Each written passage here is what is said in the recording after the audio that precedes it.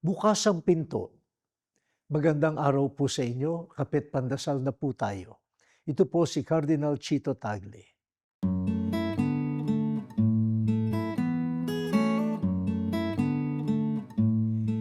Iniiwan mo bang bukas ang pinto ng bahay ninyo kapag ikaw ay aalis?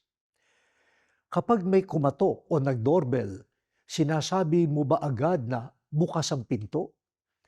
Sa dami ng mga nakakatakot na balita ng nakawan, kidnapping at patayan, hindi nakapagtatakang laging nakasara at nakakandado ang pinto ng bahay. Ang pagsasara ng pinto ay sagisag ng takot. Sa ating pag-iingat, nakakagawian na ang pagsasara ng pinto.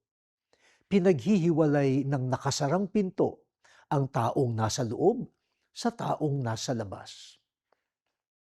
Bagaman kailangang maging maingat at mapagbantay, ingatan din natin ang permanenteng pagsasara ng pinto ng ating mata, tainga, puso at kamay. Hindi kaaway ang lahat ng taong hindi mo kilala o iba sa iyo.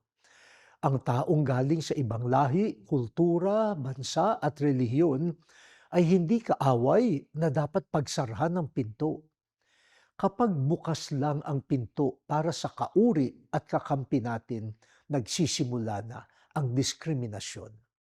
Maraming kabutihan at kagandahang dala-dala ang mga taong iba sa atin. At huwag sasaraduhan ng pinto ang dukha na kumakatok sa ngalan ni Jesus. O Diyos, buksan mo po ang pinto ng aming puso upang tanggapin at mahalin ang kapwang pinadadala mo. Amen.